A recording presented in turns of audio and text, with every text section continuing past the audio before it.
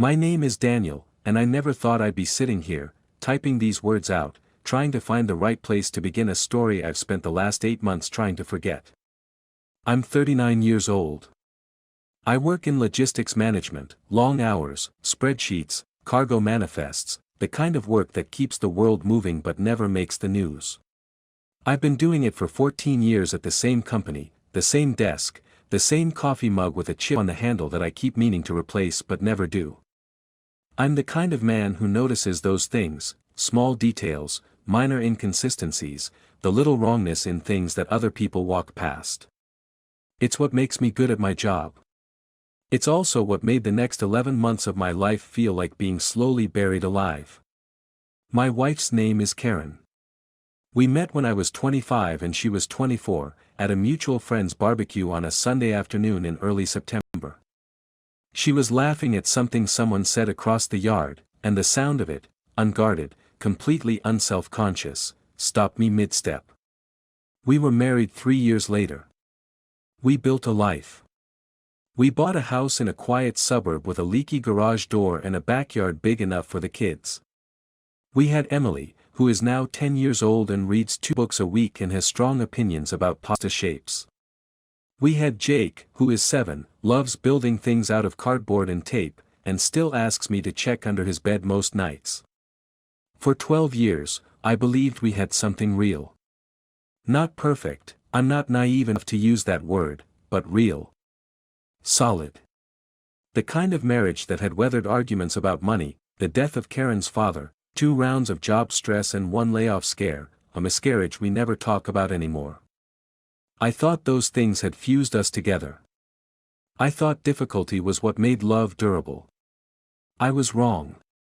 Or maybe I was right, and it was something else entirely, something quieter, more corrosive, harder to name, that had been hollowing us out from the inside while I was busy believing we were fine. The morning I'm thinking of now is a Tuesday in early October. Ordinary in every visible way. The kitchen smelled like coffee and the faint ghost of the bacon I'd made the kids before school. Autumn light came through the window above the sink in that particular way it does that time of year, low, golden, a little melancholy. Karen was standing with her back to me, scrolling through her phone, still in her robe. Jake's backpack was on the floor where he dropped it the night before. I stepped over it and poured myself a second cup of coffee. "You're going to be late," I said to her. She turned, and for just a fraction of a second, barely the duration of a blink, something crossed her face. Not guilt, not yet. Just a kind of recalibration, the way a person adjusts their expression before they speak. I noticed it the way I noticed the chip on the coffee mug. Filed it away without thinking. "I know," she said. "I've got a thing after work. Probably won't be home until 9 or so." "What thing?" "Lisa wanted to get dinner. We haven't caught up in weeks." I nodded. Lisa had been Karen's closest friend since before I met her, a loud, generous, occasionally exhausting woman who worked in real estate and had opinions about everything. Dinner with Lisa was not unusual. Dinner with Lisa was, if anything, the most normal thing Karen could have said. And yet, I stood there, coffee in hand, and watched my wife go back to her phone. Watched the way her thumb moved across the screen with that particular focused stillness, not casual scrolling, but reading. Concentrating. She didn't put it face down when I came closer. She just angled the screen, barely perceptibly, 3 inches to the left. I told myself, "You are imagining things." I told myself that quite a lot in the weeks that followed. That night, Karen didn't come home at 9. She came home at 11:40, smelling faintly of something I couldn't place, not alcohol, something warmer, heavier, and she kissed me on the cheek in the dark hallway in a way that felt practiced. Performed. I lay in bed for 2 hours after she fell asleep, staring at the ceiling and listening to the house settle, and I thought about that fraction of a second expression in the kitchen. The screen angled 3 inches to the left. The smell I couldn't name. And I thought, I'm imagining things. But I wasn't. I just didn't know that yet. What's striking about this opening is not the dramatic revelation, there isn't one yet, but the architecture of ordinary trust and how quietly it can begin to crack. Daniel is, psychologically speaking, a man whose professional training has sharpened his instincts for inconsistency, yet his emotional investment in the marriage activates a counterforce, motivated reasoning. He notices the angled phone screen, the recalibrated expression, the unplaceable smell, and then immediately dismisses each one. This is not stupidity. This is love operating as a kind of selective blindness. The human mind, when faced with information that threatens the structures it most depends on, will often choose the least painful interpretation, not because it lacks intelligence but because the emotional cost of the alternative is, for the moment, unbearable. Daniel is not missing the signs. He is choosing, without fully realizing it, not to follow them. The seeds of every painful discovery to come are already present here, in a Tuesday morning kitchen, in a fraction of a second's expression, in the particular angle of a phone screen in golden autumn light. The weeks after that Tuesday settled back into the surface appearance of normalcy. Karen went to work. I went to work. Emily brought home a history project about ancient Egypt that took over the kitchen table for 4 days. Jake went through a phase of refusing to eat anything green. We had dinner together most nights, we watched television on the couch, we talked about the boiler making a strange noise and whether we should repaint the hallway. Normal. Ordinary. The comfortable machinery of a life 12 years in the making. But something had shifted beneath it, like a foundation settling unevenly after a hard frost. Nothing you could point to. Nothing that would hold up if you tried to describe it to someone else. Just a low, persistent frequency of wrongness that I couldn't tune out. Karen had always been affectionate in a low-key, habitual way, a hand on my shoulder as she passed, a brief kiss before bed, the kind of physical ease that develops in long marriages and becomes so automatic you stop registering it. In November, that ease quietly disappeared. Not dramatically. Not in a way she seemed to notice, or that I could name in the moment. It was more like the absence of small things, the hand on the shoulder, the reflexive kiss. She was still present, physically in the same rooms, participating in conversations, laughing at the right moments. But the casual, unconscious touch was gone, replaced by something more deliberate. When she did reach for me, it felt considered. Managed. I told myself she was tired. She'd mentioned a difficult project at work, a colleague causing problems, late deadlines. I told myself this was what marriage looked like after 12 years, the rhythms shifting, the physical ease ebbing and flowing with stress and exhaustion. I was not wrong about that, exactly. What I was wrong about was the source of the stress. Her phone had become a constant presence in a way it hadn't been before. She'd always been a moderate phone user, checking it at meals occasionally, not compulsively, the usual social media rotation. By November, it had changed. The phone was face down on the table during dinner. It was in her hand in bed, screen angled away. She took it into the bathroom with her in a way she never had. Once, I walked into the kitchen while she was typing something and she closed the app before she turned around, fast enough that it registered. I didn't say anything. I started noticing the timing of things. She would go quiet for minutes at a time in the evenings, not absent in an obvious way, just slightly elsewhere, a film of preoccupation over her face. Then her phone would vibrate and she'd glance at it and something would shift, a release of tension, a barely suppressed smile, gone before I could fully identify it. Once, Jake climbed into her lap while she was doing this, and she startled hard, arm swinging to cover the screen in a reflex that was completely out of proportion to the situation. "Sorry, monkey," she said, gathering him in. "You scared me." He hadn't been quiet. He'd stomped in from the hallway the way 7-year-olds always do, loud and cheerful and completely predictable. She hadn't been startled by Jake. She'd been startled by the possibility of being seen. There were other things. She started going to the gym on Wednesday evenings, something she'd mentioned wanting to do for years and never had. I was supportive. I was glad. I offered to manage the kids' bedtimes on those evenings without being asked. The gym was a reasonable, healthy thing. Except that twice in November, I noticed she came home on Wednesdays with her hair slightly damp, but not in the flat, matte way hair looks after real exercise. It looked freshly washed. Restyled. She smelled of a different soap than we kept at home, something floral, unfamiliar. I noticed this the way I notice everything. I put it aside the way I was putting everything aside. It was my brother Ben who first said out loud what I was not allowing myself to think. Ben is 2 years younger than me, divorced himself, sharper about this particular category of human behavior than I wanted him to be. We were in his kitchen one Saturday in late November, watching football while the kids played in his garden. I'd said something about Karen being tired lately, distracted. Ben had looked at me for a moment. Just looked. "How long has she been distracted?" he said. "I don't know. A month, maybe more." "Is she on her phone more than usual?" I didn't answer immediately, and the pause was answer enough. "Dan," he said, quietly. "I know," I said. "Do you?" I looked at the television. A player was celebrating something, arms wide, face turned up to the crowd. "I'm probably imagining it," I said. Ben didn't say anything else. But he refilled my glass without being asked, and the gesture, careful, patient, preemptively kind, told me everything his silence did. That night I drove home in the dark and I thought about Karen standing in the kitchen with her phone and the October morning light on the window and the way she'd smiled at a message she hadn't known I could see. I thought, something is wrong. And this time, I didn't tell myself I was imagining it. I didn't sleep well that night.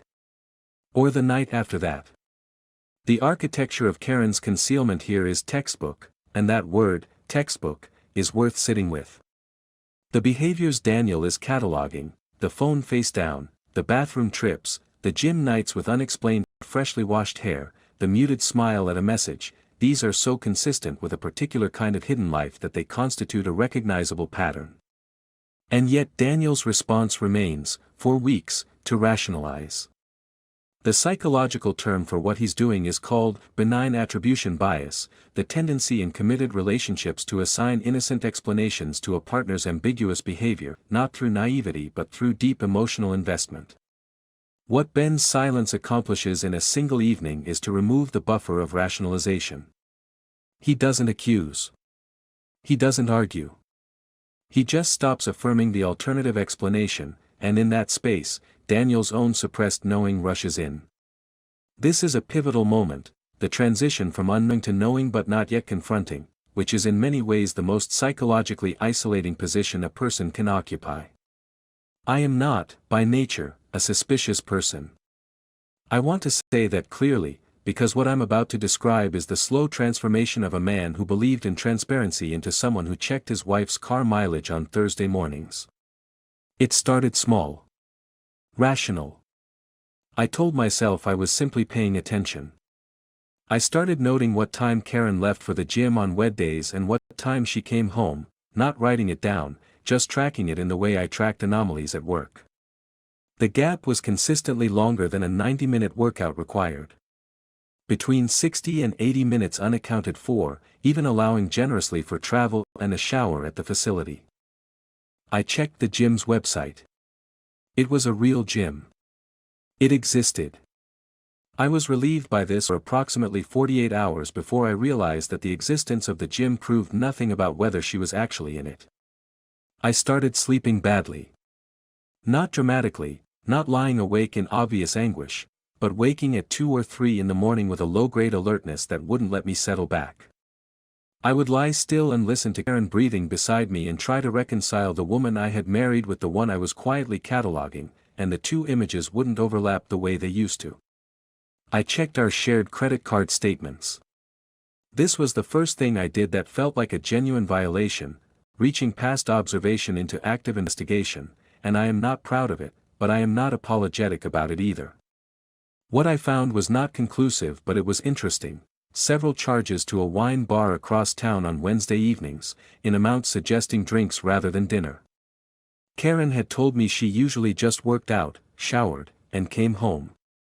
She had never mentioned a wine bar. The charges were large. They weren't hidden, they were right there on the shared statement. The innocent explanation wrote itself: she'd stopped on the way home, had a glass, wound down. This was reasonable. This was the kind of thing a person could do without it meaning anything. Except that she'd never mentioned it, and the omission, small, deniable, felt like the outlines something deliberate. There was a Saturday in early December that I keep coming back to. Karen told me she had a work event in the afternoon, a colleague's leaving party at a bar in the city center. She was going to take the train, probably be back by 6. She asked if I could hand the kids. I said yes. Of course. She left at 2:15, dressed in a way that was slightly more careful than a colleague's leaving party warranted. Not dramatically, not conspicuously, but I noticed. The earrings she chose. The way she checked herself in the hallway mirror. She kissed me and said she'd text. She texted at 5:30 to say the party had run long, probably another hour or so. She came home at 8:40. I said nothing. I asked about the party. She described it, names, anecdotes, the colleague who'd cried when given her card, in the fluent, convincing way of someone telling a story they've practiced or perhaps simply lived. I don't know which it was, even now. But 2 days later, scrolling through the weather app on my phone while Karen was bathing Jake, her phone lit up on the kitchen counter beside me. The screen illuminated for the preview notification before the lock screen kicked in. 3 seconds, maybe 4. Long enough. The notification was a text from a contact labeled only R. The message read, "Saturday was perfect. Can't stop thinking about it." I put my phone down. I picked it up again. I put it down. The bath water ran upstairs. Jake laughed at something. Karen's voice came down through the ceiling, soft and ordinary. I sat at the kitchen table and felt the floor tilt. R. Not a name. Just a letter. The address book of someone careful enough to know they'd left something unlocked. I should have confronted her that night. I know that now. Instead, I did what I have always done with information I'm not ready to use: I held it. I catalogued it. I waited. That night I texted Ben. Just 3 words: I need help. He called within 2 minutes. Tell me, he said. I told him. The shift from observation to investigation marks a psychological threshold that Daniel acknowledges with unusual self-awareness. He knows he's crossed a line, and he accepts it without either dramatic guilt or easy self-justification. This is worth noting because it speaks to a psychological profile that will define his response throughout: rational, contained, oriented toward certainty before action. The credit card records, the Wednesday timings, the carefully chosen earrings, individually, each has an innocent reading. Collectively, they form a pattern that Daniel's professional instincts recognize even as his emotional self resists the conclusion. The text notification, "Saturday was perfect. Can't stop thinking about it," is the moment the pattern resolves into something undeniable. What's psychologically significant here is not that Daniel confronts Karen, but that he doesn't.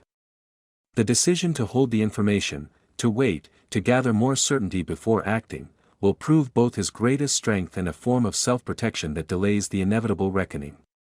He is not avoiding the truth. He is arming himself for it. It was Lisa who ended it, in the end. Not me. I have thought about this many times since: the strange geometry of betrayal, the way its unraveling often depends not on the wronged party but on a third character who carries their own complex reasons. Lisa had been Karen's best friend for 15 years.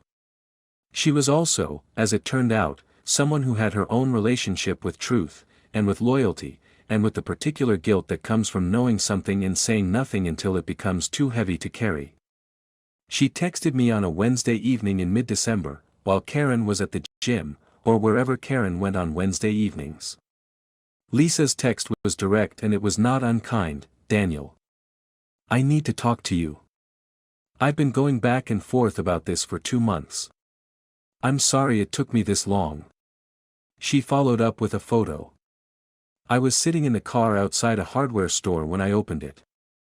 I'd been to pick up a replacement fitting for the kitchen tap and I was eating a sandwich in the car before driving home, radio on low, the evening dark and cold around me. The photo lit up my phone screen and I looked at it for what felt like a very long time. It was Karen. At a party, someone's house, judging by the background. Low lighting, bottles on a table, people at the edges of the frame. She was laughing, that same unguarded laugh I had first fallen in love with at a barbecue 14 years ago. A man had his arm around her in the specific way that is not friendly, and she was leaning into him in the specific way that is not neutral. He was tall, dark-haired, early 40s at a guess. In the photo, she looked happy in a way I hadn't seen in a long time. Maybe a way I hadn't seen in years.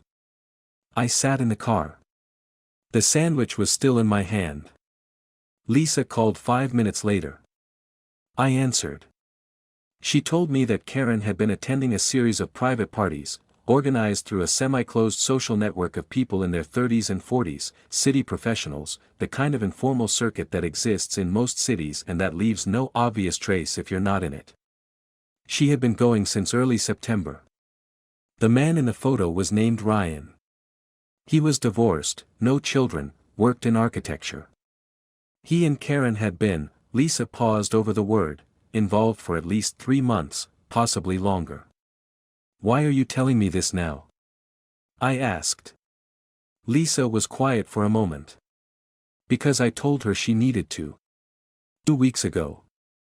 And she didn't. Another pause. And because you deserve to know. I thanked her. I sat in the car for 20 minutes after she hung up. Then I drove home. I did not confront Karen that night. I know this sounds incomprehensible. I felt it myself, the pressure of what I knew, the physical effort of carrying it into the house, sitting through dinner, watching her pour Jake a glass of water and help Emily with a word in her crossword. But I had made a decision on the drive home. I wanted to be ready. I wanted certainty beyond the photo, beyond Lisa's account. I wanted to confront Karen when I had more than one exit she could try to use. Over the next 9 days, I went through our cloud storage, shared photos, location history, the small digital flotsam of a shared life. I found what I needed. Enough, and more than enough. The confrontation happened on a Friday night, after the children were in bed. Karen was at the kitchen table with a glass of wine and a work file open on her laptop. I sat down across from her. I put my phone on the table between us with the photo Lisa had sent me face up. She saw it immediately. I watched the color go out of her face the way light goes out of a room when someone turns off the lamp. Daniel, she started. How long? I said. The next 20 minutes were among the hardest of my life, not because of shouting, there was no shouting, which was perhaps the strangest thing, but because of how small everything became. The room, the table, the wine glass, the ticking of the kitchen clock. Karen tried, initially, to construct an alternative reading of the photo. She said it was nothing, that I was misreading the situation. I put the phone back in my pocket and told her I had more than the photo, and watched her face as that information landed. Then she stopped constructing, and she just sat there, and she was quiet for a long time. It's been 4 months, she said. Not confessing, exactly. More like releasing something she'd been holding. Ryan, I said. She looked up quickly. A question. I know his name, I said. I know about the parties. I know about Wednesdays. I know about December 7th. She closed her eyes. Did you love him? I asked. She didn't answer for a long time. Long enough that the silence was its own answer, and not the one I'd been hoping for. I don't know what it was, she said finally. It wasn't, it didn't feel like what we have. Don't, I said. She stopped. We sat in silence. The refrigerator hummed. Somewhere upstairs, one of the children turned over in their sleep. "I'm sorry," Karen said. And I believe she was. I could see it in her face, the remorse, real, not performed. But remorse and repair are different things, and I already knew, sitting there in that kitchen on a Friday night, that the distance between them was too great to cross. "I'm going to sleep in the guest room," I said. I stood up. I picked up my coffee cup. "Daniel. Please." I paused at the door. "Not tonight," I said. I went upstairs. I closed the door. I sat on the edge of the guest bed in the dark and I did not cry, not yet, and the house was very quiet around me, and I felt the last 12 years rearranging themselves slowly, like furniture being moved in a room you thought you knew by heart. The confrontation scene here operates through restraint rather than explosion, and this is psychologically precise. Daniel arrives at the table not in the heat of discovery but after 9 days of deliberate preparation. He has transformed grief into strategy, which is a recognizable trauma response in people whose primary coping mechanism is control.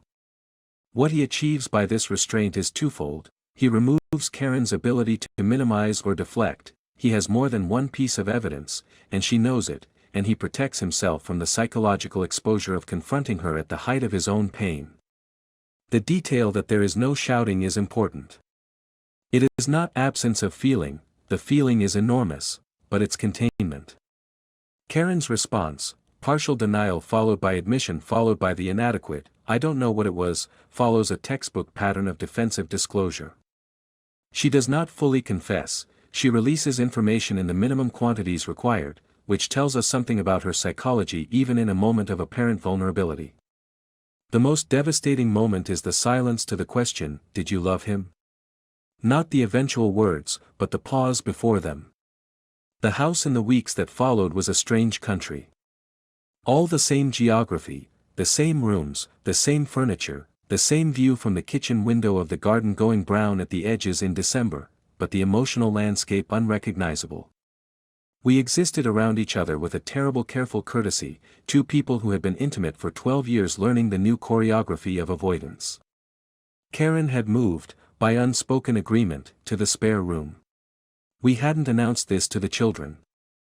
Emily was perceptive in the particular way of oldest children, though. She watched us at breakfast with that focused, too careful attention that 10-year-old girls develop when they sense the plates are shifting. She didn't ask directly.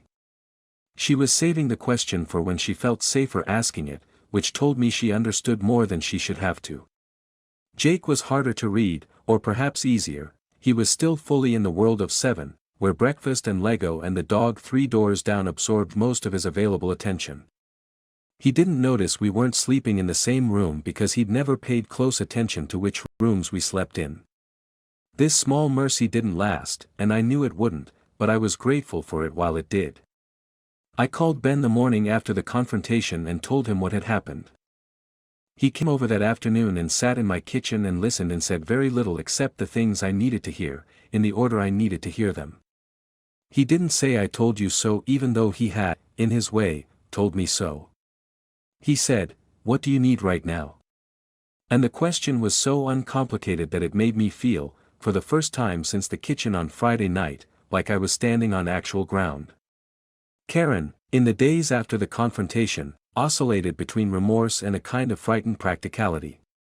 She apologized, several times, in different rooms, in different registers, once with a directness that I respected even as it couldn't reach me, once with tears that were real but poorly timed, once in a note she left on the kitchen counter that I read and then placed in the drawer with the instruction manuals and never took out again.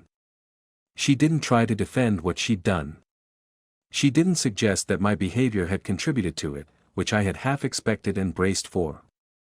What she did was simpler and, in some ways, harder to navigate. She accepted the blame, asked for a chance to repair the marriage, and then lived in the uncertainty of my silence on that question. I consulted a lawyer in the second week of January. A quiet, precise woman named Helen who worked in family law and who told me my options in a voice that was completely absent of judgment, which was precisely what I needed. We discussed the children, the house, the likely shape of a separation. She gave me paperwork I was not yet ready to sign and told me to take my time. The thing I kept returning to was not the affair itself but the duration of it. 4 months. The parties since September. The Wednesdays that weren't gym sessions.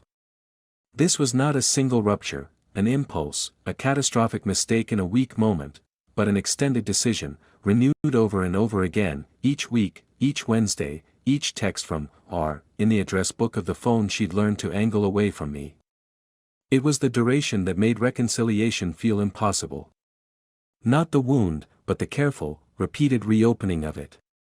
There was a moment in late January that I keep returning to because of how quiet it was. Emily had had a bad dream and come to my room at 3 in the morning. She'd started coming to my room now that she knew, in the way she knew, that the spare room was Karen's room and mine was mine. I moved over and let her in, and she lay beside me in the dark, and after a while she said, "Is everything going to be okay?" And I thought about the true answer to that question, which was complex and uncertain and contained within it things I could not protect her from. And then I thought about the answer she actually needed, which was something simpler and more honest than she might realize. Yes, I told her. Maybe not exactly the same as before. But okay. She seemed to accept this. She fell asleep with one hand curled near my arm, not quite touching, and I lay there in the dark listening to her breathe, and I thought about the phrase maybe not exactly the same as before, and I understood it as the clearest thing I'd said in months. In early February, I signed the initial separation paperwork. I didn't feel relief exactly. More like resolution. The finalizing of something that had been true for some time already, given form and legal weight. I put the pen down and Helen across the table said, quietly, "It gets easier from here." I didn't disbelieve her. The fallout period in Daniel's story illustrates the difference between emotional grief and practical grief, and how the two run on different timelines. Daniel's grief over the marriage, the loss of what he believed they had, is not resolved here, it is ongoing, and may never be fully complete.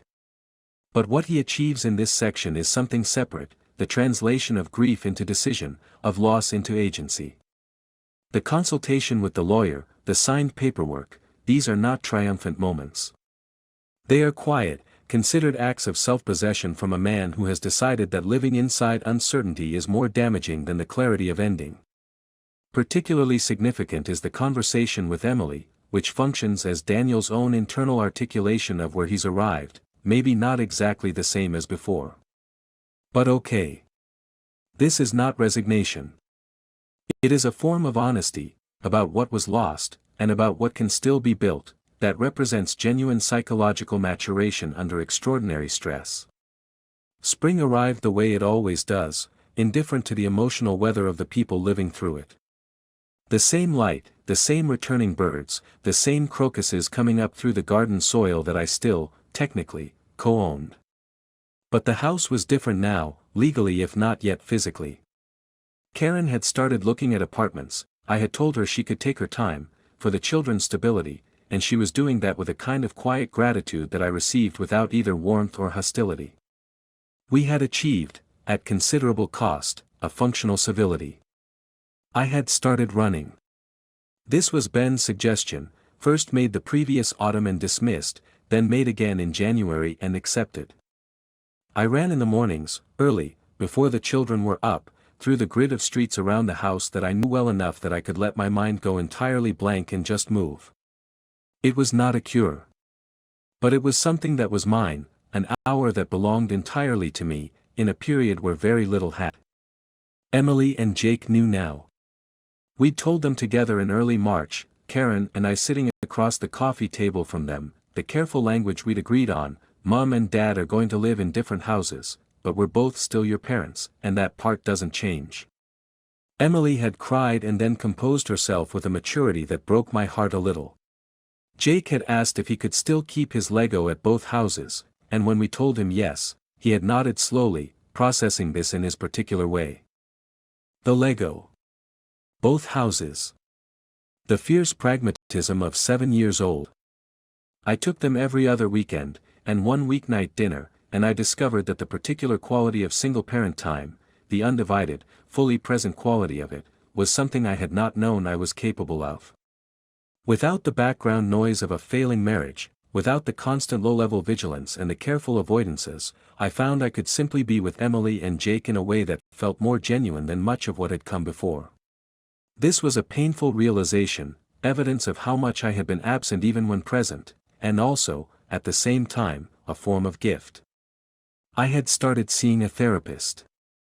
Her name was Claire, late 40s, direct, with an office that smelled of coffee and whatever plant she kept in the corner that she watered every session while making her most precise observations.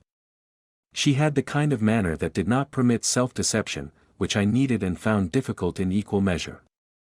With Claire, I was working through what I kept returning to, not the discovery of the affair, not the confrontation, not even the end of the marriage, but the months before all of that, the Tuesday morning in the kitchen, the phone angled 3 inches left, the October light on the window, and all the small signs I had filed away and refused to read. "You didn't miss them," Claire said in one of our early sessions. "You noticed them. You chose not to act on them. That's different. The result was the same. The result wasn't yours to determine," she said. "You could have confronted Karen in October and the outcome would have been the same. You were always going to end up here. The question is what you do with where here is." I thought about that a great deal. Karen moved out in April, into a 2-bedroom apartment 20 minutes away, close enough for co-parenting logistics, far enough for the emotional distance we both needed. The moving day was a Saturday, gray and mild, and I kept the children at my brother's house so they wouldn't have to watch their mother's boxes leaving. She left a note on the kitchen counter. I put this one in the same drawer as the last, with the instruction manuals. The house was quiet that Saturday evening. I ordered pizza and sat at the kitchen table with a glass of wine, and I looked at the walls we'd painted together 9 years ago, the slight imperfection in the plaster above the window where I'd done a bad job and Karen had laughed at me for it and never let me forget it, and I sat with all of it, the loss, the history, the particular grief of a life ended not dramatically but incrementally, by inches and omissions. And then I finished my wine, and I washed the glass, and I went for a run in the dark. It's late August now. The separation is formalized. The divorce will be finalized in the autumn, quietly and without acrimony, which seems important to me, to do this one thing well, at the end. Emily is back to reading 2 books a week. Jay has built a cardboard replica of our house that I hope he never takes apart. I run every morning. I'm sleeping better than I have in 2 years. Last week, for the first time in a very long time, I caught myself whistling in the kitchen without knowing I'd started. Karen and I parent, together, with the careful courtesy of people who are slowly discovering what they can still offer each other, which is, mostly, stability for the children and a functional peace for themselves. It is not nothing. It is, in many ways, more than I had for the last year of our marriage. I don't know if I'll trust easily again. I suspect not, for a while. But I also know, because Claire is right and Ben is right and Emily is right in her pragmatic, 2 books a week way, that I will trust again. That the capacity for it hasn't been destroyed, only bruised. That the version of me who stood in a kitchen on a Tuesday morning in October and noticed everything and filed it away was doing the best he could with what he believed. And that the version of me now, running in the dark through familiar streets, is doing the same. There's a statistic I came across recently, one of those things you stumble on when you've been living in a particular kind of grief and the internet seems to know it.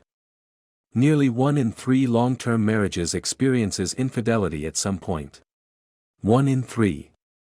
I spent some time being angry at that number, at the way it normalized something that had felt, to me, like a specifically private catastrophe. But then I thought about all the other Daniels, all the other Tuesday kitchens, all the other fractional second expressions that somebody noticed and somebody told themselves they were imagining. All the separate griefs running in parallel through the ordinary world. You are not as alone in it as it feels. That's the only thing I know for certain. I hope it helps. Daniel's story traces an arc that is, at its deepest level, about the relationship between perception and protection. He is established from the beginning as a man constitutionally capable of noticing small details, minor wrongness, fractional expressions. and the central tragedy of the story is not that he fails to see, but that he sees and chooses, through love and fear, not to follow. This is not a failure of intelligence. It is a very human response to the unbearable, the mind's instinct to protect the structures it most depends on, even at the cost of prolonging the damage. Karen's psychology, viewed in aggregate, reveals not a calculating deceiver but something more complicated, a person who made decisions in segments, each one renewable, building a double life not through bold strategy but through incremental avoidance. Remorse, when it comes, appears genuine, but genuineness of remorse does not automatically translate to capacity for change, and Daniel, to his credit, understands this distinction. The story's emotional resolution comes not through confrontation or vindication but through a series of quiet acts, the morning runs, the therapy sessions, the pizza alone in the empty kitchen. Daniel does not recover through dramatic catharsis. He recovers through the patient accumulation of moments that belong entirely to him, which is, in the end, the most precise form of restoration available to someone who has had their sense of reality slowly dismantled. What endures is the children, the running, the whistling in the kitchen. What was lost was real and grievable. What remains is also real, and sufficient. The lesson Daniel carries out of this: you are always going to end up here. The question is what you do with where here is not comfort exactly, but it is truth, which lasts longer.